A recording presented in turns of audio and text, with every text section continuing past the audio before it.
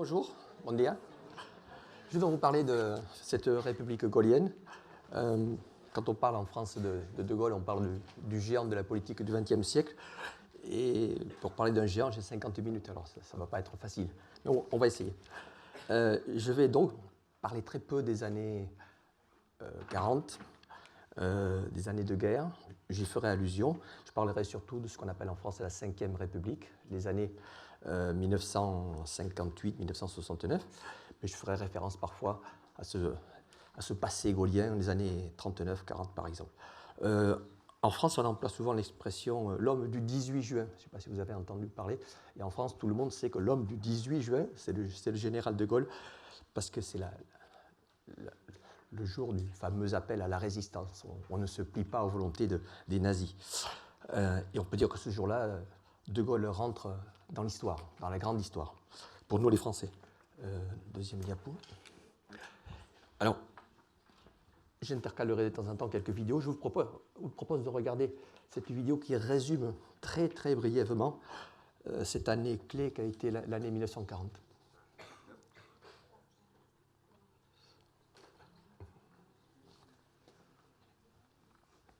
La guerre sera longue et dure. Ce sera une guerre mécanique.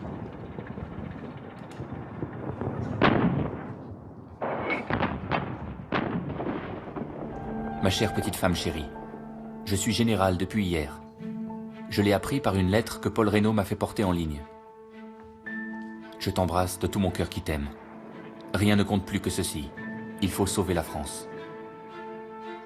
Sauver la France. Paul Reynaud y croit-il vraiment encore quand il rappelle De Gaulle à Paris et le nomme sous-secrétaire d'État à la guerre? Le vainqueur de Verdun est partisan d'une capitulation devant l'Allemagne. L'abandon, le défaitisme enveloppent le gouvernement et ont gagné le commandement militaire français. Quelques jours avant cette photo, De Gaulle a écrit à Paul Reynaud: « Nous sommes au bord de l'abîme et vous portez la France sur votre dos. Mais une fois devenu le maître, vous nous abandonnez aux hommes d'autrefois. Les hommes d'autrefois me redoutent parce qu'ils savent que j'ai raison. Le pays sent qu'il faut nous renouveler d'urgence. Il saluerait avec espoir l'avènement d'un homme nouveau, de l'homme de la guerre nouvelle. » À qui Pétain tourne-t-il le dos avec dédain? Au seul homme du gouvernement qui souhaitait la poursuite de la guerre, ou à lui-même, à ce qu'il a été?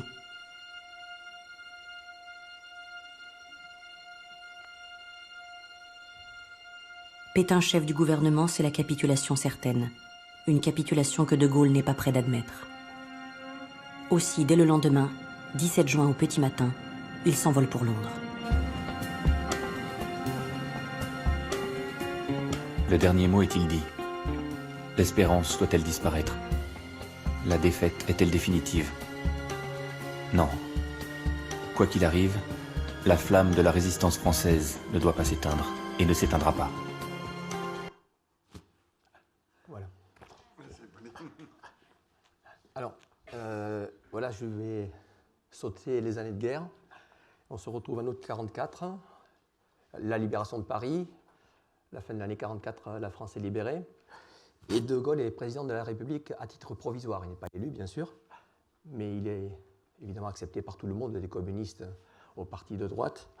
Et il sera président jusqu'en 1946. En 1946, il s'en va, il démissionne, il n'est pas d'accord avec ce qu'il appelle le régime des partis. On en reparlera.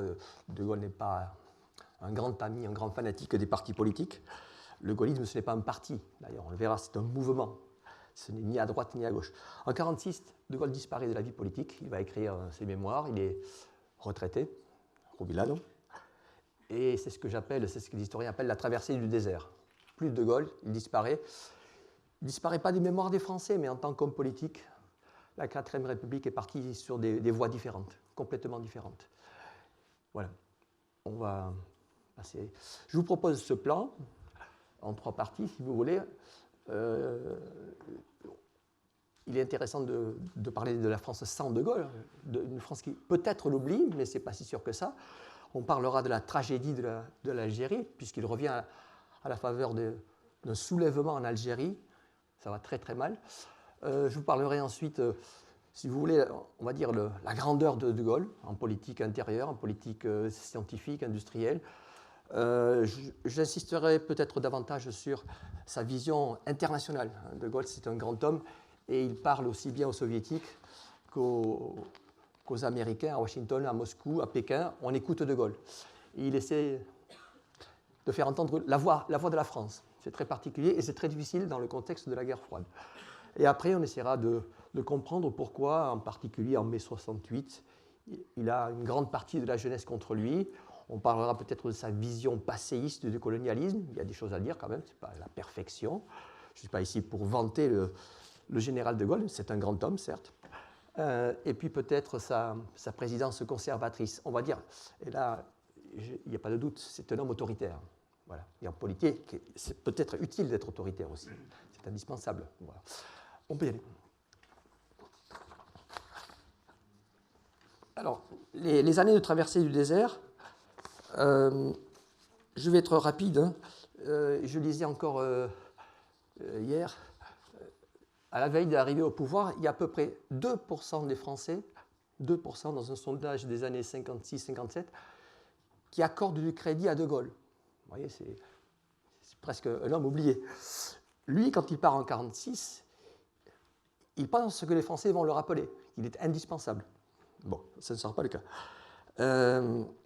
Une traversée du désert, donc, et qui s'achève en 1958 parce que les choses vont très mal. Alors, je fais un petit rappel. On peut passer. Il y a 2 guerres coloniales qui se succèdent pour la France. Vas-y, Guillaume.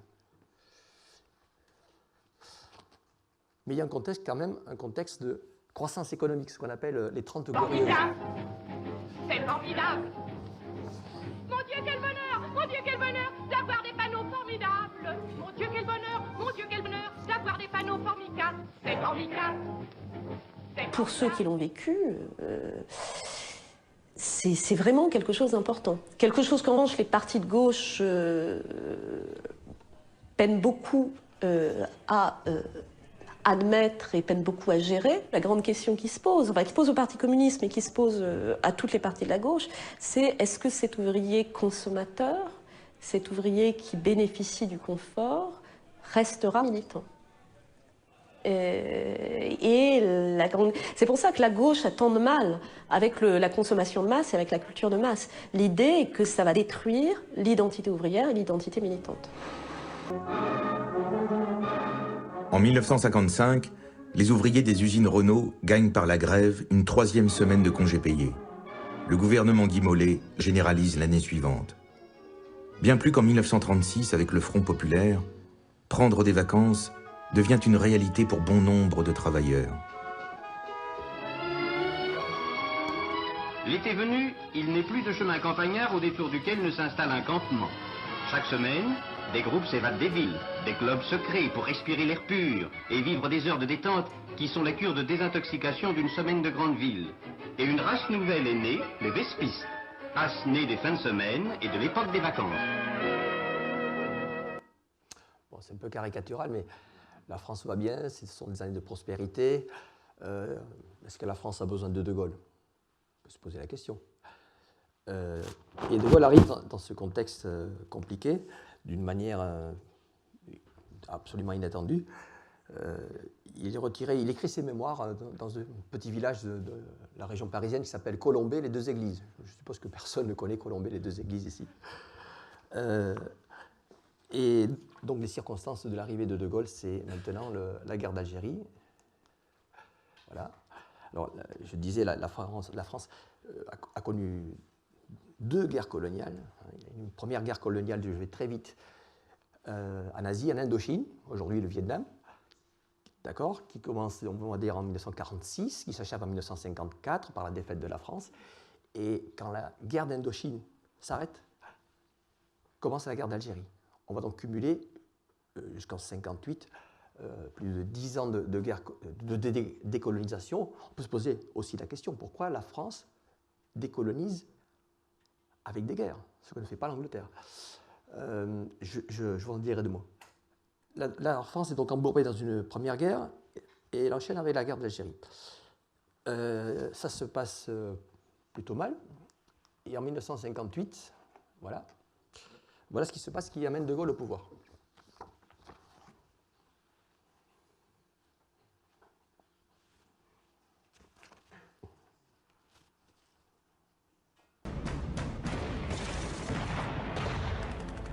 Depuis 4 ans, la France est engagée en Algérie dans une guerre qui ne dit pas son nom.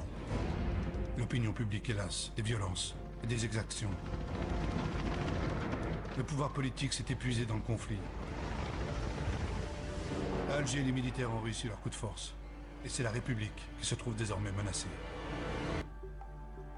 Le 28 mai 1958, c'est le 9e gouvernement qui tombe, victime de son impuissance à agir en Algérie. Monsieur le Président, quelques mots. Oui. Ainsi, mon gouvernement se trouve affaibli. En conséquence, j'ai présenté ma démission.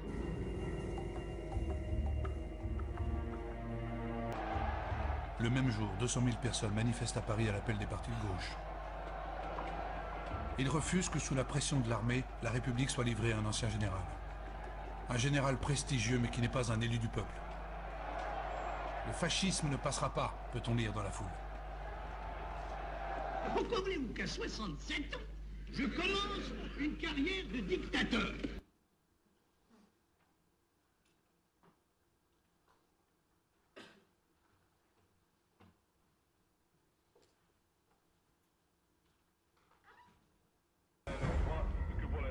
De Gaulle sait qu'une majorité de Français croit aussi à l'homme providentiel. Enfin tacticien, il ne se prononce pas vraiment sur la question algérienne. Les Français et toute la classe politique sont pourtant suspendus à ses décisions. Le 1er juin 1958, l'Assemblée nationale lui accorde sa confiance. Voilà. On peut dire qu'il y a pratiquement, à part les communistes, unanimité. Pour régler le problème du soulèvement des généraux en Algérie, il n'y a qu'un seul homme qui est capable de le faire, c'est De Gaulle. Alors, je pense que vous avez bien vu, les généraux à Alger se rebellent contre le pouvoir. Ils ont peur, après 4 ans de guerre, que la France lâche l'Algérie. Après 4 ans de combat, il n'en est pas question. Donc l'armée est décidée, coûte que coûte, à garder l'Algérie. La classe politique française hésite, ça coûte très cher. Nous sommes à 12 ans de guerre. Les finances de la France sont à plat. Et je pense que vous avez compris, garder l'Empire, c'est garder la grandeur pour les généraux. Garder l'Empire, c'est garder la grandeur. C'est garder le rayonnement de la France. Pour beaucoup de Français, même parmi les gaullistes, l'Empire, c'est la grandeur. Perdre l'Empire, c'est devenir un petit pays. Très important. Diapo suivante. Voilà donc la une des journaux du 14 mai 1958. Vous voyez, le coup d'État militaire à Alger, De Gaulle plein pouvoir. Donc voilà, chronologiquement, c'est ce qui se passe. On va dire à De Gaulle, on va le supplier, on va le chercher à Colombey. Mon général, si vous voulez être Premier ministre, la France est à vous. Il accepte, il ne demandait que ça, à vrai dire. Il a l'assentiment, évidemment, de l'Assemblée, massivement. La gauche craint quand même ce retour. Il va y avoir des manifestations très importantes à Paris, parce que, vous le verrez, pour beaucoup de Français, le centre, la gauche, les communistes, De Gaulle, c'est la dictature. De Gaulle, c'est un grand militaire, certes, mais on se dit, ce militaire saura-t-il être aussi un démocrate? Pas sûr. Pour certains. Et je vous ai mis cette affiche qui est de 1951, mais on a toujours associé De Gaulle à ce genre de discours, hein, à bas le fascisme, à bas la dictature, à bas De Gaulle. Et vous voyez très bien ici cette affiche du Parti communiste français, mais qui pourrait être aussi l'affiche de certains partis, comme les socialistes, n'est pas un parti, mais disons l'ensemble de la gauche française et la droite. Voilà, De Gaulle, c'est le fascisme, De Gaulle, c'est l'autoritarisme, etc. Et c'est ce qu'on entendra d'ailleurs en 1958, en 1968. Voilà. Bon, pas trop de commentaires là-dessus, c'est de la propagande et c'est de la politique. Voilà, j'ai terminé pour ce De Gaulle des années de guerre et des années 50. Et je vous propose d'aborder vraiment l'aspect politique, l'aspect essentiel de mon exposé. On y va. Alors, l'Algérie, voilà. Est-ce que c'est un président pacificateur? Est-ce que c'est un président qui a déjà les choses bien établies dans son esprit? Je vais terminer avec les guerres d'Algérie. C'est peut-être la partie la plus compliquée de l'exposé parce que De Gaulle n'a pas d'idée prédéterminée. Qu'est-ce que je fais avec l'Algérie ? C'est un homme de la grandeur, donc évidemment on peut se dire il veut garder l'Algérie, il veut garder l'Empire, mais ça n'est pas évident. Et quand on regarde les témoignages, déjà, les gens qui étaient proches de lui, il a su naviguer. C'est-à-dire dire à certains, oui, oui, ne vous inquiétez pas, on garde l'Algérie. L'Algérie, c'est la France. Et il a su dire aussi à certains de ses proches, on ne peut pas continuer, c'est pas possible. C'est pas possible, on ne peut pas continuer pour des raisons financières. Et puis aussi parce que le sens de l'histoire, ce qu'on appelle en français le sens de l'histoire, c'est la fin du colonialisme. Je crois que ça aussi, il l'avait compris, il le savait. Donc une autre petite vidéo.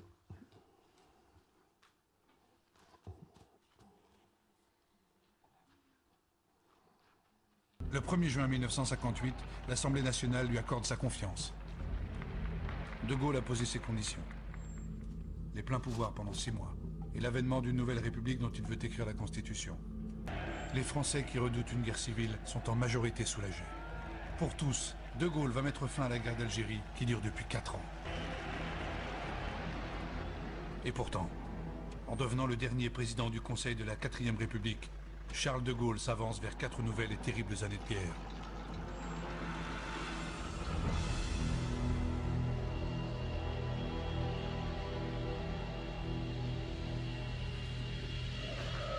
Immédiatement après son investiture, De Gaulle se rend en Algérie. Les artisans de son retour au pouvoir sont là. Le général Salan, le fidèle Soustelle, et Massu, le compagnon de la Libération. Et s'il peut compter sur ses fidèles, à leur tour, ils veulent compter sur lui. Il faut garder l'Algérie à la France.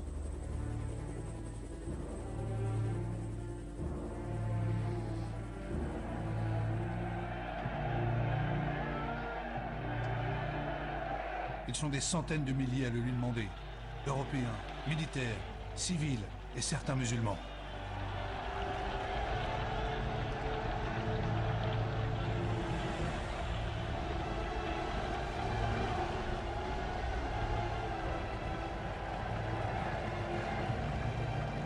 Une véritable fraternisation aux motivations parfois opposées.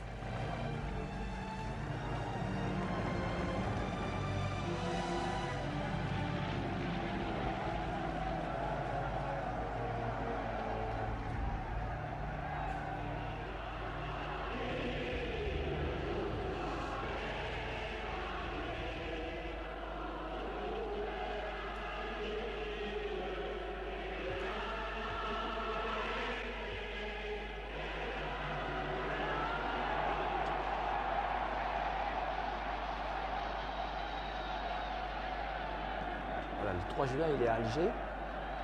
Je vous ai compris. La phrase la plus célèbre de Gaulle. Je vous ai compris. Je vous explique après.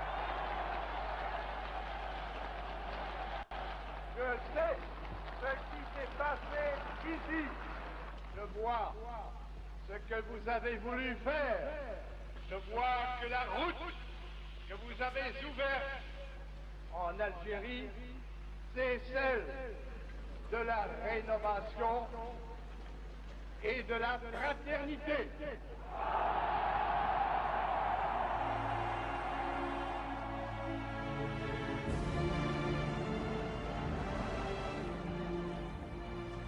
Et je déclare qu'à partir d'aujourd'hui, la France considère que dans toute l'Algérie, il n'y a qu'une seule catégorie d'habitants.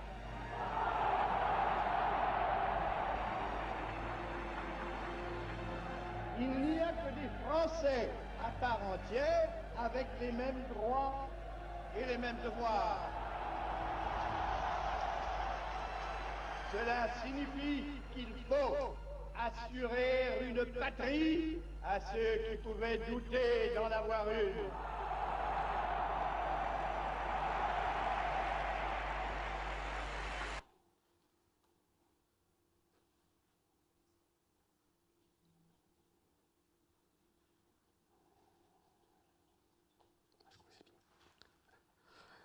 Bon, la situation est très compliquée en 1958. De Gaulle, il a les officiers, les généraux qui le pressent, qui le pressionnent. en général. Il faut garder l'Algérie française. Il y a en Algérie, cas particulier dans l'ensemble colonial français, 900 000 Européens. 900 000 Européens, avec des intérêts économiques, financiers énormes. L'Algérie, c'est condamner 900 000 personnes, probablement, à revenir en France. 900 000 personnes. Et il a une population en France, une opinion publique, qui n'est pas favorable à cette guerre.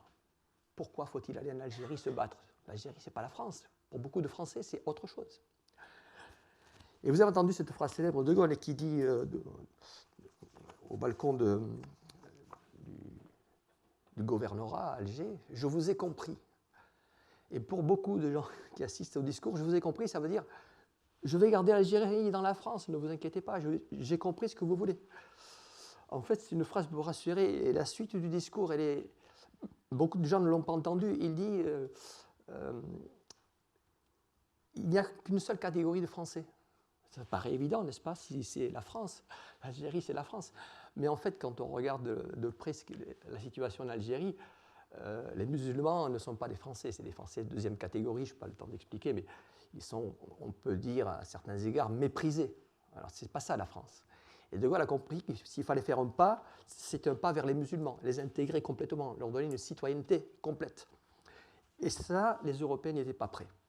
Mais ça, ils n'ont pas entendu. Ils ont entendu, je vous ai compris. L'Algérie restera française. Bien. Et De Gaulle, il y a aussi une préoccupation. Il faut garder une bonne image de la France à l'échelle internationale. Une bonne image, ça veut dire une France pacifique, pas une France qui aligne des guerres de décolonisation. C'est important. Et il a aussi cette idée, la grandeur de la France. La grandeur de la France, ce n'est pas de poursuivre un régime colonialiste qui est insupportable. Bon. Il dit aussi la France a été généreuse. Je vous dirai deux mots aussi sur sa conception du colonialisme. La France a su être généreuse. Elle saura être généreuse dans l'avenir. Qu'est-ce que ça veut dire, être généreux dans l'avenir? Vous aidez davantage, vous vous considérez comme des Français à part entière, vous laissez libre de décider. Voilà, c'est assez ambigu. Dès 1959, on peut y aller.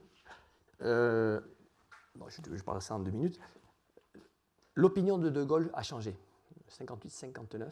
En septembre 1959, dans une conférence de presse, il dit, pour la première fois, devant des journalistes un peu médusés, « Je crois qu'il faut aller vers l'autodétermination en Algérie. » L'autodétermination. Je vous lis ces paroles. « Le sort des Algériens appartient aux Algériens. » C'est clair. Et il appartient aux Algériens à travers le suffrage universel. Voilà, c'est les Algériens qui vont décider. Ils vont voter librement. Ça y est, il a basculé, il dit clairement ses intentions, et à partir de là, évidemment, il a toute une partie de la classe politique, on va dire l'extrême droite française, une partie des grands officiers, des généraux, qui commencent à parler de trahison. De Gaulle nous a trahis. On parle à cet égard des ultras de l'Algérie française, et ce De Gaulle qui avait promis, à travers le « je vous ai compris », de garder l'Algérie, il n'y a plus de pardon. Cet homme trahi pour les officiers, pour ce qu'on appelle les pieds noirs. Je crois que ça ne dit rien à personne. En France, le mot pied noir signifie... c'est l'expression consacrée pour parler des Européens qui vivaient en Algérie, hein, les pieds noirs, pas péjoratif. Pour les pieds noirs, il a trahi. Voilà. De Gaulle n'a pas tenu sa parole, et à partir de là, on peut dire que pèse sur De Gaulle une condamnation à mort, je dirais entre guillemets, puisque beaucoup de gens en Algérie et même en France veulent l'assassiner. Et on en parlerai. Donc, non, je regarde cette... parce que je vais aller très vite.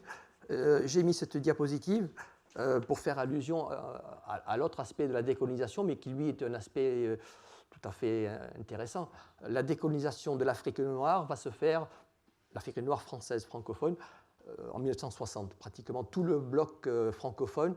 De Gaulle accompagne cette décolonisation, mais elle était déjà acquise, on peut dire, avant l'arrivée de Gaulle. En 1956, on sait que l'Afrique noire sera indépendante, il n'y a pas autant d'intérêt économique, il y a très peu de colons en Afrique noire. Et en 1960, c'est terminé. On avait tenté de faire une communauté française qui serait l'ensemble un peu disparate d'États indépendants associés à la France, mais ce sera la totale indépendance pour ces pays qui vont garder, il faut le dire, de très bonnes relations avec la France, à travers des accords culturels, des accords militaires. des accords de coopération. On enverra dans l'Afrique francophone des milliers et des milliers de techniciens, d'ingénieurs. Ils garderont une monnaie aussi, encore je crois qu'elle a cours aujourd'hui, qui s'appelle le franc CFA à l'Afrique. Voilà, et beaucoup d'intérêts économiques aussi. Je dis 2 mots sur l'Algérie, pour terminer là-dessus. Je vous donne la chronologie finale de cette affaire. Entre 1960 et 1962, De Gaulle échappe à 5 attentats.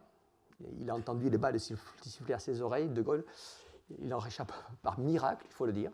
5 attentats organisés par un groupe paramilitaire qui comprenait aussi bien des civils que d'anciens officiers, qui s'appelle l'OAS, Organisation de l'armée secrète.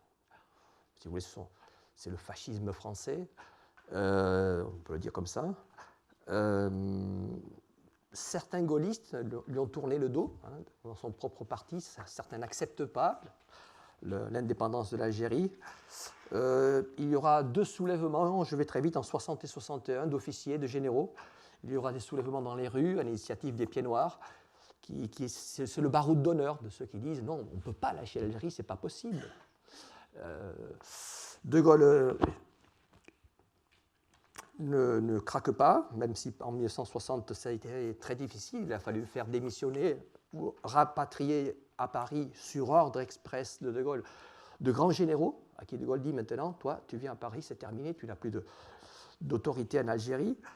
Les négociations secrètes démarrent en 1961, il ne faut pas ébruiter. En 1962, c'est terminé. Le 18 mars 1962,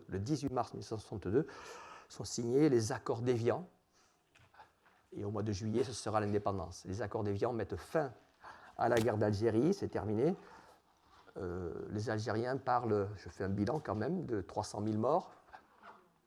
Enfin, le gouvernement algérien aura des positions beaucoup plus radicales, parlera d'1 million de morts, mais les historiens disent 300 000 morts. Côté français, 30 000 soldats perdent la vie en Algérie. Voilà, c'est un drame. La France n'a pas su décoloniser, mais De Gaulle l'a fait. Dans des circonstances très difficiles, il l'a fait. Et je termine l'affaire algérienne en disant que on peut considérer De Gaulle comme le sauveur de la France en 1940. Il sauve l'honneur de la France en 1940. Et en 1962, il sauve aussi l'honneur de la France, quelque part.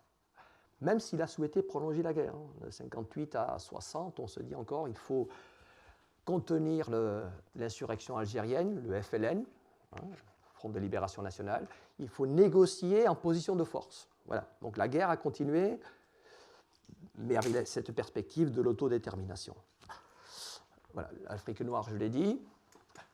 Donc voilà, ça c'est le grand De Gaulle en politique internationale et la fin de l'Empire. Je vais vous parler d'un, c'est peut-être moins passionnant, un président visionnaire en politique. Le gaullisme, ce n'est pas la droite, ce n'est pas la gauche. Pourtant, De Gaulle, on peut le qualifier c'est un homme de droite, c'est un conservateur, c'est un homme qui est quand même, dont le père était royaliste, on peut le dire, donc qui a été élevé dans ses valeurs traditionnelles. Mais il dit pourtant aux communistes français en 1945 qu'il accuse justement d'être trop conservateur, trop conservateur, trop passéiste. Il leur dit, mais messieurs, le seul révolutionnaire, c'est moi, c'est pas vous, c'est moi, le seul révolutionnaire.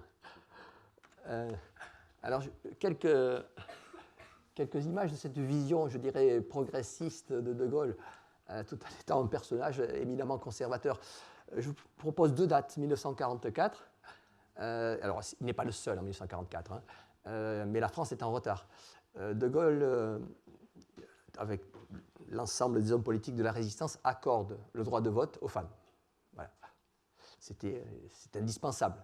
Les femmes ont fait partie de la résistance. Et De Gaulle, tout en ayant une vision de la femme très, très traditionnelle, comprend qu'en politique, il faut faire cet effort-là. Les Françaises voteront dès 1945. Et j'ai mis une autre date, 58, vous l'avez entendu.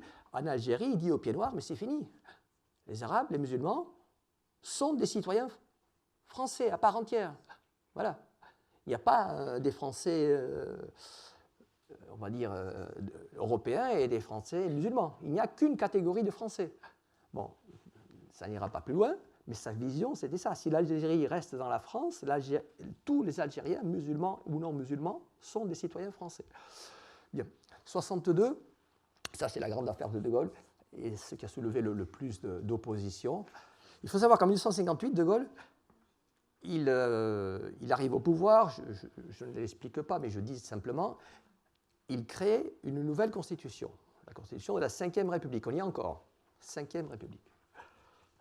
Et dans cette constitution, évidemment, il rabaisse le rôle des partis, il donne au président beaucoup de force, beaucoup de pouvoir,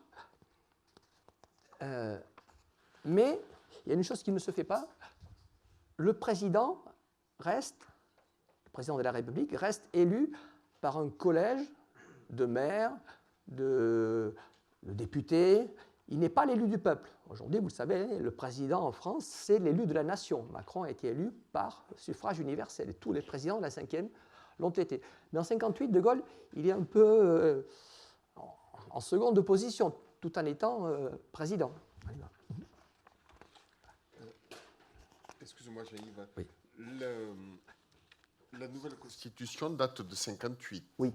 Donc le rôle du président de la République a été fixé en 1958. Non, en 1958, on garde un président élu par un collège. Ah, d'accord. Allez. Et en 1962, De Gaulle dit non, ça c'est pas possible. En particulier parce qu'il a vu la mort de près et il dit mais moi j'ai la légitimité, je suis un grand homme, mais si je meurs, le président qui va me succéder n'aura pas ma légitimité, mon aura. Donc il faut donner au président de la République une position, je dirais, de force. Il faut que le président soit élu au suffrage universel. Voilà, c'est sa conception. Et donc il demande à modifier la Constitution et à ajouter sur cette Constitution de la Ve République l'élection de président au suffrage universel. Et c'est là qu'il a toute une partie de la gauche, et même une partie des centristes, des démocrates chrétiens, qui disent, mais enfin, on va créer une monarchie présidentielle. L'élection du président sera plus importante que la représentation des députés, que la représentation nationale à travers les députés. Ce n'est pas possible. Les partis d'abord. Les partis sont l'expression du peuple. Et le président est là comme arbitre. C'était le mot précis de la Constitution de 1958. Le président, c'est un arbitre. De Gaulle ne veut pas un rôle d'arbitre. Il veut le pouvoir. C'est un militaire, ne l'oubliez pas. Hein. Alors, on y va.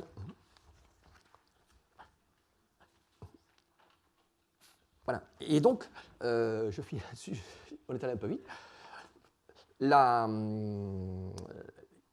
Il voit qu'il y a un blocage à l'Assemblée. Vous ne voulez pas, messieurs, que je sois élu au suffrage universel? Très bien. Vous savez ce qu'il fait? Ben, il fait voter les Français. Il fait un référendum. Voulez-vous que le président soit élu au suffrage universel? Par vous tous. Résultat, 75% des Français disent oui. On veut que le président soit élu au suffrage universel. Et voilà que les partis, voilà que les députés sont rabaissés. Messieurs, regardez. Le peuple veut que je sois président élu au suffrage universel. C'est bien joué. Et ce qui est intéressant, c'est qu'il y a... On entend dans les rues les manifestations, c'est la dictature qui s'installe, le fascisme, etc. Mais tous les hommes qui criaient en 1962 dans la rue, comme François Mitterrand, futur président, qu'est-ce qu'ils ont fait quand ils sont arrivés au pouvoir? Ils ont utilisé absolument toute l'étendue de cette Constitution.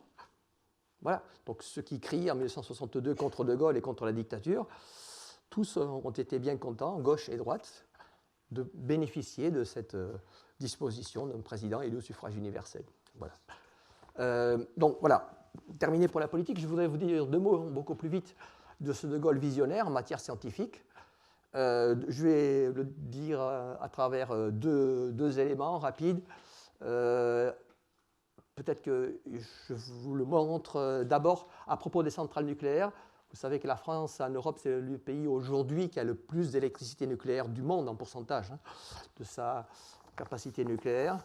Eh bien, ça, on le doit à la politique du gouvernement de Gaulle. C'était déjà entamé, c'était déjà une vision de 1945. De Gaulle crée ce qu'on appelle le commissariat à l'énergie atomique, le CEA. Et dans les années 60, la France et l'État français met le paquet sur l'énergie nucléaire. Alors c'est visionnaire, on ne le savait pas, mais en 1973, le prix du pétrole est multiplié par 5, c'est la crise du pétrole. La France, c'est là l'électricité la moins chère d'Europe. Après, on peut être contre le nucléaire, ça c'est un autre débat. Hein. Mais voilà, l'énergie du futur, c'est le nucléaire à l'époque, on ne jure que par le nucléaire. Et c'est De Gaulle, honnêtement, qui lance l'énergie nucléaire française. On peut regarder une petite vidéo et après je vous dis 2 mots sur un avion que vous connaissez peut-être. Ce n'est pas votre génération quand même. L'hiver le plus long, le plus rude et le plus meurtrier de tout le XXe siècle. Plus de 30 000 Français perdront la vie en raison de la vague de froid qui s'est abattue sur l'Europe entière.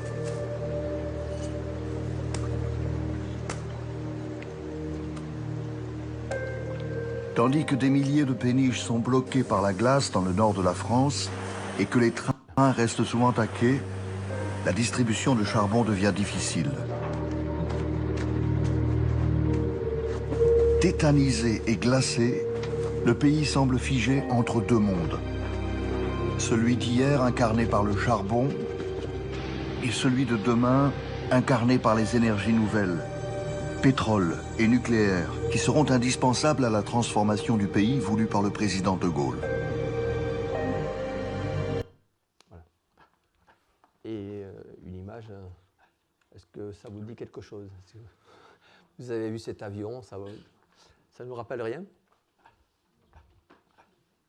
Alors, à partir de 1962, l'idée est toujours la même, hein, faire briller la France. Alors, si elle ne brille plus par l'Empire, c'est fini.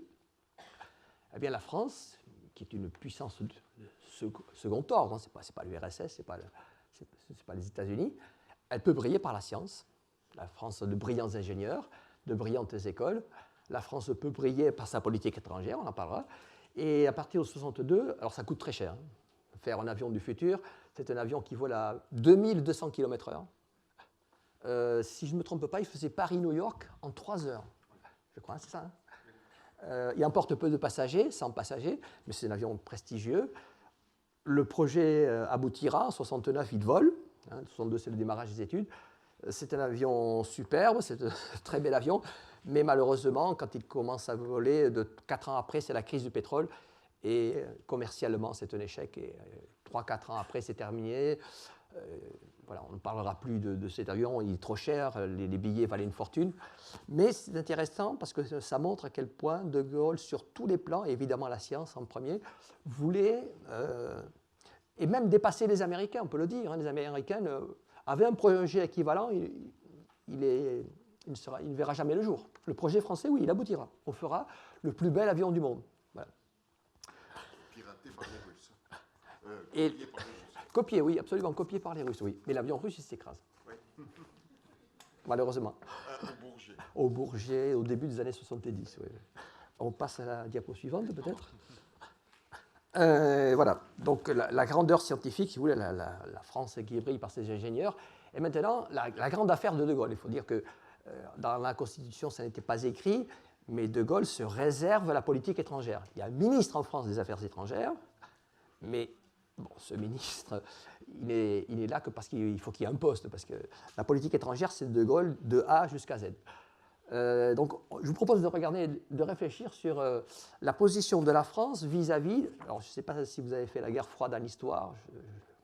Peut-être que je ne suis pas assez précis, mais je ne peux pas aller au-delà.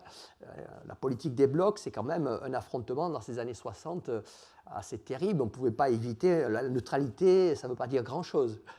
D'accord ? Et pourtant, De Gaulle essaie de montrer que la France, c'est à la fois amie des uns et des autres. Vous allez dire, la France, c'est, depuis 1949, c'est l'OTAN, un traité militaire qui fait que la France est liée aux Américains, la France elle est protégée par la bombe atomique américaine, la France avec tous les pays occidentaux, c'est un pays qui s'est quand même fermement marqué par une politique démocratique, libérale, et le communisme en France, même si le Parti communiste est puissant, le communisme est rejeté par la classe politique, et De Gaulle au premier chef. Mais lui, il refuse cette situation. De Gaulle ne veut pas être obligé de choisir et de dire toujours oui, oui, oui aux Américains. On pourrait résumer ça comme ça. Et je vais vous le démontrer, il fait le choix de l'indépendance politique. on est amis avec les uns et avec les autres. Et si on a à critiquer nos amis, les Américains, on le fait. Voilà. On n'hésite pas. D'autres pays hésiteront, pas de Gaulle en tout cas. Alors, pour pouvoir être indépendant et faire à la fois son propre discours de grandeur, je vous propose donc en premier lieu de parler de la politique militaire française, hein, qui va positionner la France comme une puissance militaire. Et après, on pourra parler, une fois qu'on aura la puissance militaire.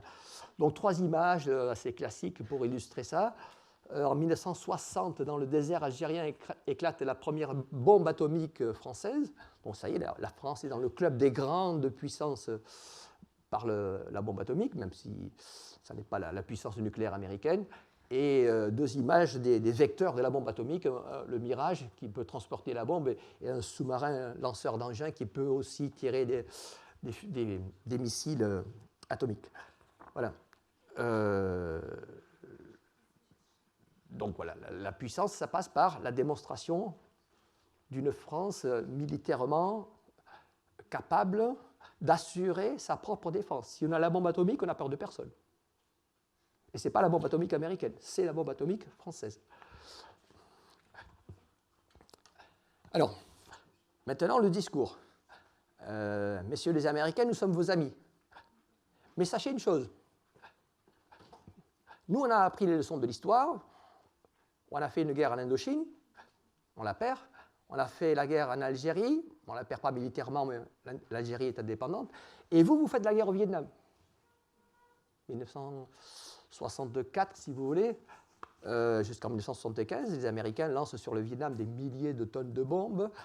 C'est une guerre dont la cruauté est indescriptible. Et De Gaulle va, en 1966, à Phnom Penh, au Cambodge, pays voisin qui n'est pas encore en guerre, et il fait un discours à l'adresse des Américains. Et il se positionne vraiment contre les Américains. On l'écoute si vous voulez.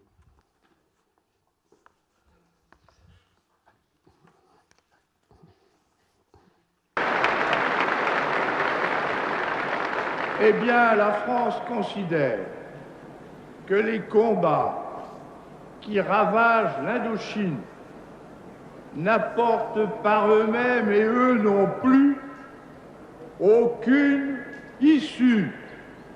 Il n'y a aucune chance pour que les peuples de l'Asie se soumettent à la loi d'un étranger venu de l'autre rive du Pacifique, quelles que puissent être ses intentions et quelle que soit la puissance de ses armes. Bref, si longue et dure que doivent être encore les preuves, il est certain aux yeux de la France qu'elle n'aura pas de solution militaire.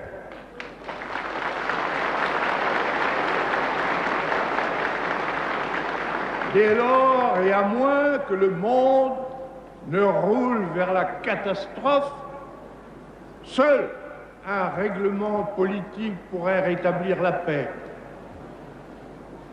Comme les conditions de ce règlement sont bien claires et bien connues, on peut encore espérer, tout comme celui de 1954, l'accord aurait pour objet d'établir et de garantir la neutralité des peuples de l'Indochine et leur droit de disposer d'eux-mêmes tels qu'ils sont effectivement, et chacun étant responsable entièrement de ses propres affaires. Voilà. Alors ça résonnera aux oreilles des Catalans peut-être, mais l'indépendance des peuples, les peuples. Voilà. N'imaginez pas que vous allez solutionner le problème du communisme par la guerre, par les bombes, mais par la négociation. Voilà. Il y a quand même le passé colonial de la France qui résonne.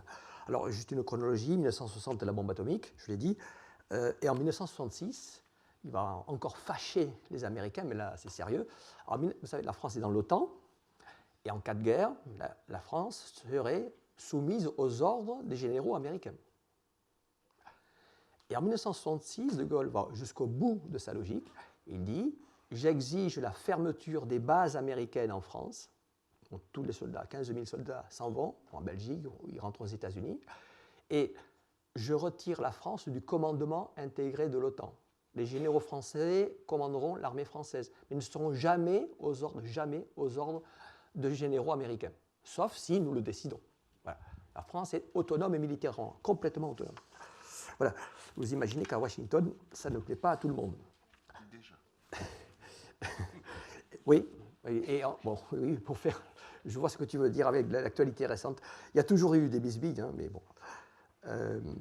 Donc, une réalité géostratégique qui est bien marquée par De Gaulle. Alors, ce n'est pas une rupture avec Washington, c'est simplement dire, voilà, nous sommes vos amis. Quand il y a eu l'affaire des missiles de Cuba et qu'on envisageait peut-être un conflit mondial avec des soviétiques qui installaient des bases nucléaires sur le sol de Cuba, De Gaulle est le premier président qui assure Kennedy, non, mais nous sommes à vos côtés, nous vous aiderons. Voilà.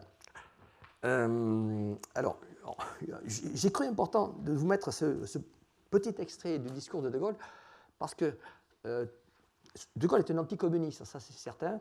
Je vous lirai une citation qui est sans ambiguïté. Dans le discours que vous allez écouter, vous verrez que pour lui, le communisme, c'est une aberration de l'histoire, le communisme tel qu'il est pratiqué en Chine ou en URSS.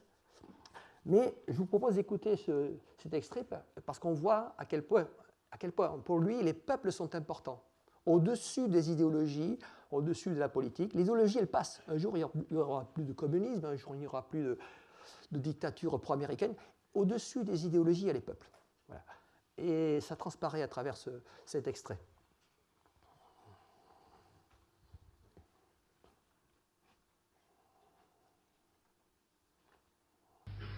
La Chine,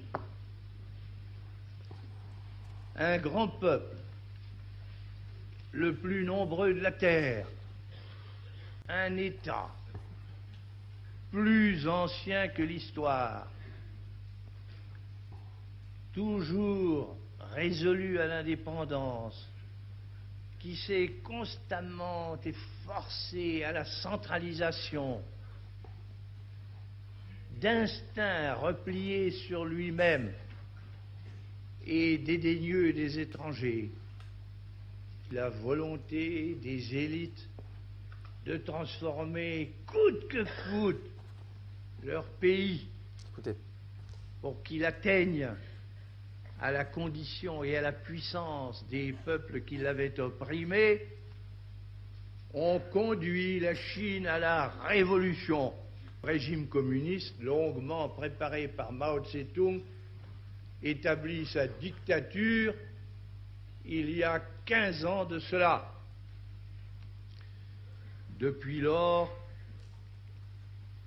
un énorme effort qui s'imposait de toute façon, comme toujours en système communiste, ce qui put être réalisé a comporté de terribles souffrances humaines, une implacable contrainte des masses, d'immenses pertes et gaspillages de biens. Cependant, au prix de tant de sacrifices, des résultats ont été atteints qui sont dus pour une partie à l'action de l'appareil totalitaire et aussi à l'ardeur d'un peuple fier qui veut s'élever en tous les cas.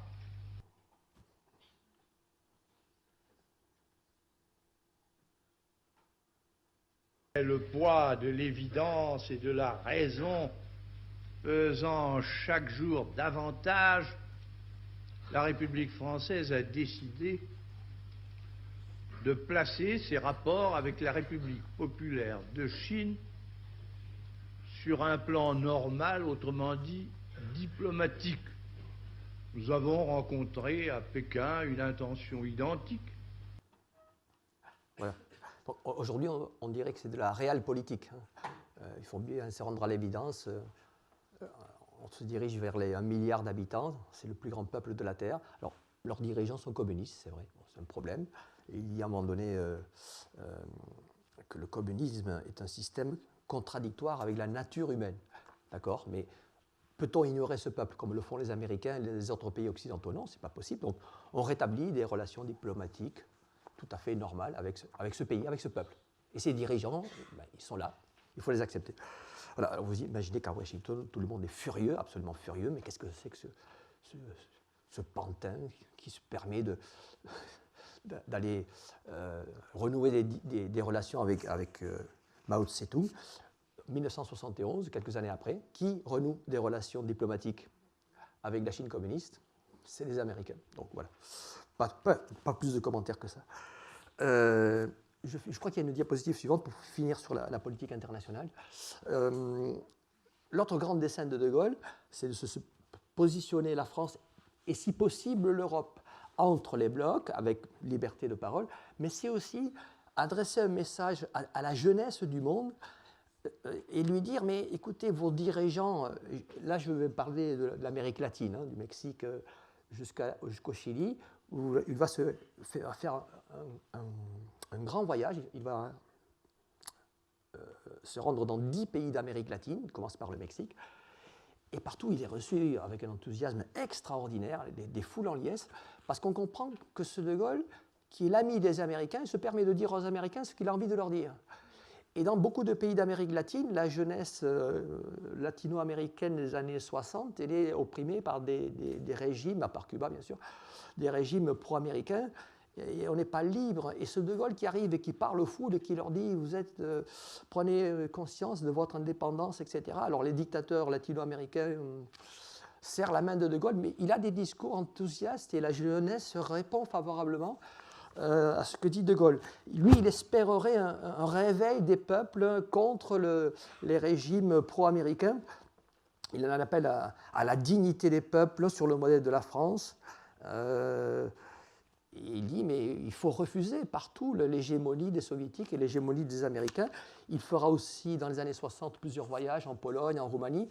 Mais là, évidemment, sa parole ne portera pas, c'est très difficile. Il souhaiterait que le bloc communiste éclate, d'un côté les Soviétiques, et que Polonais, Roumains, les autres pays d'Europe ne soient pas des satellites.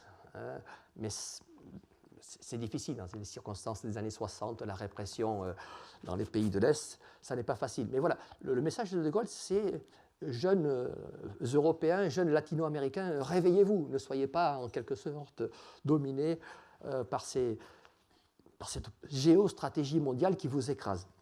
Et écoutez la France.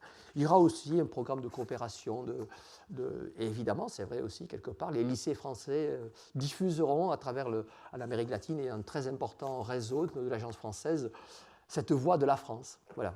Donc ça passe pas officiellement dans les programmes, mais c'est vrai qu'en Amérique latine, dans les alliances françaises, dans les lycées français, on retrouve un peu cette ère de liberté que De Gaulle voulait.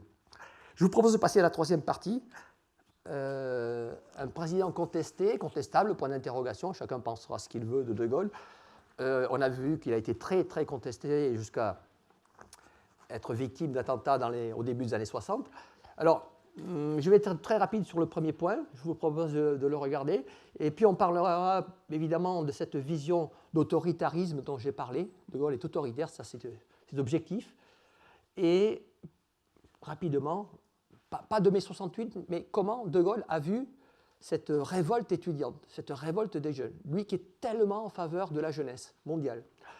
La vision passéiste, on va lire un texte si vous voulez, c'est une citation de Gaulle, je n'ai absolument rien changé, je vous la lis, à propos du passé colonial de la France. Il dit « Je considère que cette œuvre fut belle, fut grande et fut féconde, et ce n'est pas sans ironie que de temps en temps j'assiste aux fureurs anti-françaises auxquelles se livrent certains qui aujourd'hui n'ont guère d'importance. » Il parle de la fureur des communistes.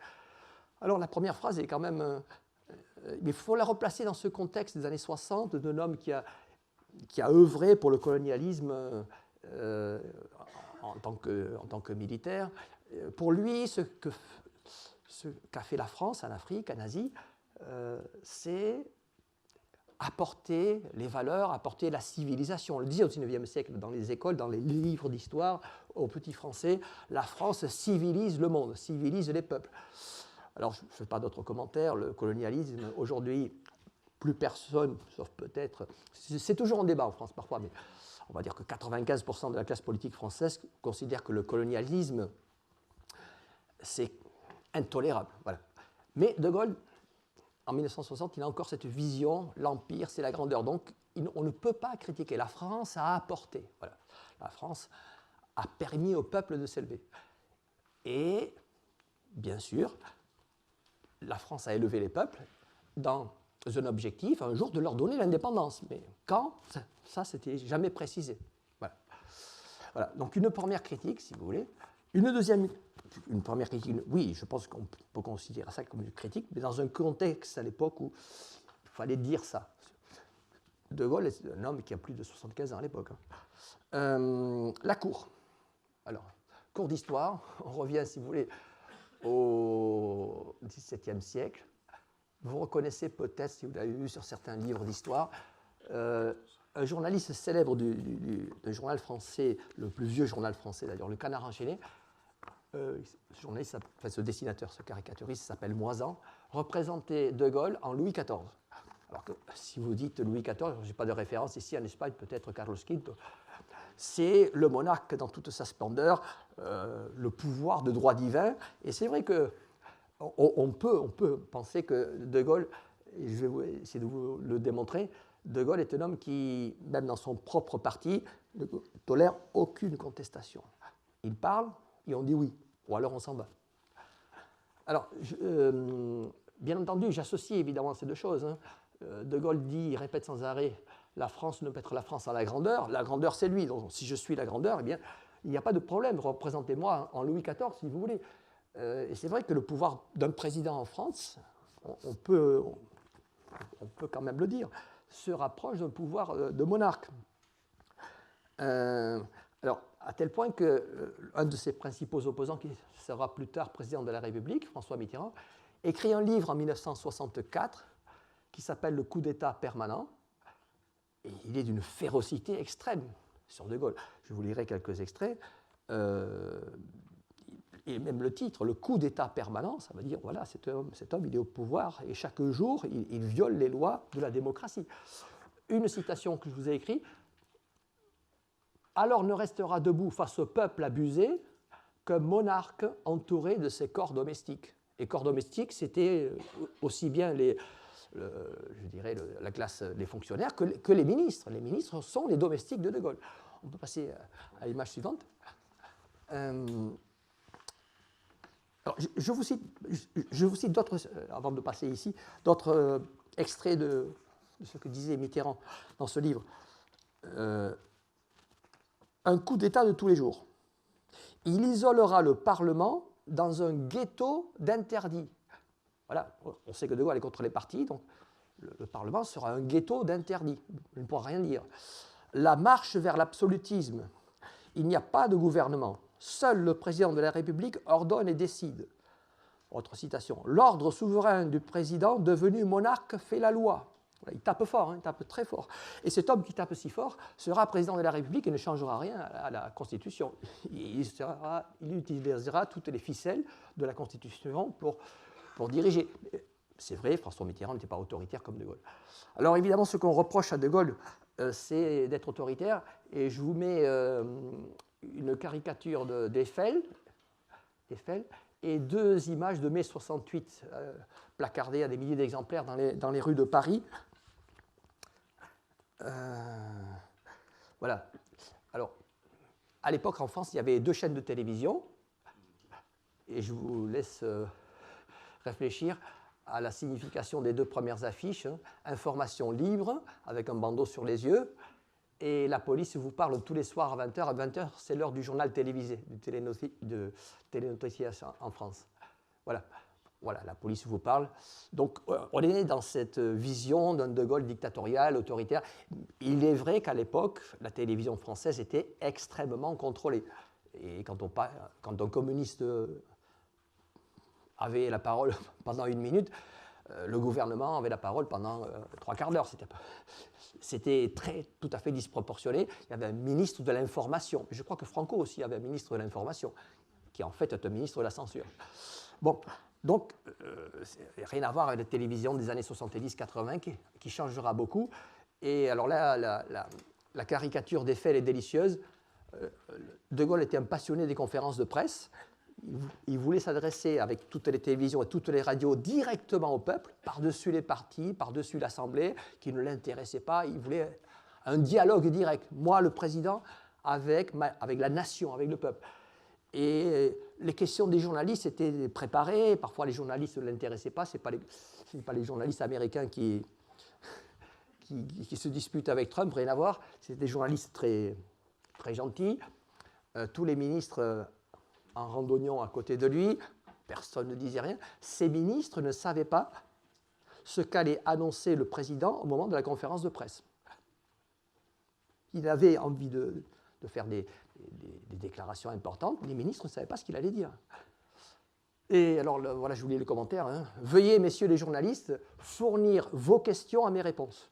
C'est pour dire à quel point les conférences de presse c'était joué d'avance. Hein. De Gaulle avait envie de dire ça, et puis les journalistes étaient des faire-valoir, on dit en français. Ils étaient des faire-valoir. Pas de critique. Voilà. On y va. Alors, on avance vers mai 68. Avec, je vais vous lire ça. Je n'ai pas voulu le mettre sous forme de vidéo. Il fait en 63 un discours, il y a quelque part en France, dans une province française. De Gaulle faisait beaucoup de tournées. Et alors c'est délicieux quand on sait ce qui va se passer 5 ans plus tard. Il est très âgé, évidemment, De Gaulle. Et il dit « Je suis sûr que tout le monde me comprend. Et je suis sûr en particulier que tout ce qui est jeune comprend, quand il le dit, le vieux bonhomme, le vieux Français que je suis. » N'oubliez pas que De Gaulle, il veut réveiller les masses, il veut réveiller les jeunes, donc il est persuadé que les jeunes l'aiment et que les jeunes le comprennent. Alors c'est prémonitoire, mais en sens inverse. En 68, c'est la jeunesse française, les étudiants, les universités qui se révoltent contre lui. Alors est-ce qu'on peut dire que c'est la jeunesse contre De Gaulle ? Alors c'est compliqué, mai 68, c'est très, très, très compliqué, parce que c'est un phénomène à la fois qui a des composantes sociologiques, il y a une génération qui se révolte, c'est les jeunes, mais après il y a tous les ouvriers français, on peut dire une grande partie de la population active française qui rentre dans cette révolte, mais il y a aussi ce qu'on appelle la majorité silencieuse qui ne dit rien, mais au dernier moment qui va sauver De Gaulle. Donc, bon, s'il fallait faire un cours sur mai 68, on y passerait 2 heures. Donc on y va, mai 68. Trois affiches de mai 68. L'une pour critiquer, évidemment. Et ça, c'était bien entendu les étudiants. Hein. L'ORTF, c'est la télévision française, la télévision d'État. L'ORTF en lutte pour son indépendance. La télé est muselée. Ça, c'est clair, je vous l'ai dit. L'intox vient à domicile. Et si vous regardez... à la place des antennes, il y a des espèces de croix, ce qu'on appelle en France la croix de Lorraine. La croix de Lorraine, c'est le symbole de De Gaulle. Voilà, la télévision française, c'est la télévision de Gaulle. Et puis, cette affiche, une des plus célèbres de mai 68, « Sois jeune et tais-toi ». Voilà. Tout un programme, je ne veux pas trop de commentaires. Vous avez reconnu, évidemment, derrière, dans l'ombre, la silhouette du général De Gaulle avec son képi. « Sois jeune et tais-toi ». Bien. Une vidéo pour schématiser au possible mai 68.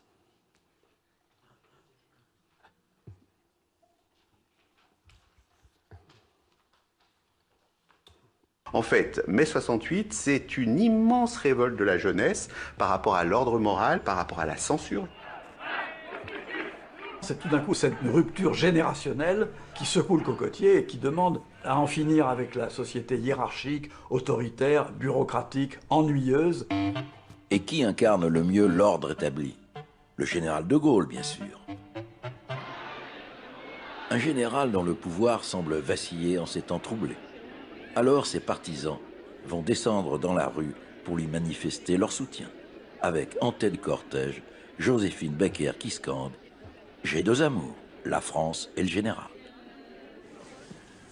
Grâce à l'état d'esprit de certains milieux intellectuels qui adoptent dans les domaines littéraires, artistiques, philosophiques, l'esthétique de la contradiction, grâce à l'espèce d'illusion qui était répandue chez beaucoup, que le néant allait tout à coup engendrer le renouveau.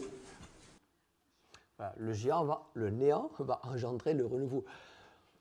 Vous semez le chaos, le désordre, et vous bercez d'illusions. De ce chaos va naître un renouveau. C'est pas possible. Ça n'est pas possible. Alors De Gaulle a beaucoup de mal à comprendre cette jeunesse française qui se révolte, parce qu'à l'époque, dans les universités françaises, il y avait surtout des enfants des classes sociales favorisées, la bourgeoisie. Hein. Il n'y avait pas 80% de Français qui allaient à l'université, loin de là. Il comprend mal cette révolte qui mêle à la fois des anarchistes, des trotskistes, des maoïstes. Une partie de la classe intellectuelle française va vers ses étudiants, et puis ensuite, à partir du milieu du mois de mai, ce sont les ouvriers, ce sont les fonctionnaires, ce sont les agriculteurs. Et tout d'un coup, c'est De Gaulle qui pensait être compris par les jeunes, par tout le monde. Eh bien, il a devant lui des révoltes. Alors, je ne fais pas toute l'histoire de mai 68, mais ça se passe très mal, il n'y a pas de mort. Il n'y a aucun mort. Pourtant, les interventions de la police française sont musclées. Mais De Gaulle a un mot, vous ne connaissez pas en français, pour qualifier ces gens qui contestent son pouvoir, qui manifestent tous les jours. Il dit la chienlit. Comment on pourrait traduire chienlit, je ne sais pas. Moi, j'ai pensé à un moment donné, mais je me trompe peut-être, la chusma, en castellano. Il a un mot très dur à l'égard de ces gens qui le contestent. Et quand il parle à ses ministres, il est très virulent, très violent. Mais pourquoi les Français ne m'aiment plus? Moi, j'ai une légitimité, je suis le grand homme. Qu'est-ce qu'ils veulent? Bon. Et alors, vous avez vu rapidement, les gaullistes vont se ressaisir. Il y a un moment d'hésitation. De Gaulle, à un moment donné, va quitter la France pendant 24 heures. Il est en Allemagne, il est allé voir les chefs militaires en Allemagne, dans une base à Baden-Baden. Si ça se passe mal, est-ce que l'armée sera toujours à mes côtés? On sait très peu de choses sur ce qui a été dit à Baden-Baden. Il revient à Paris.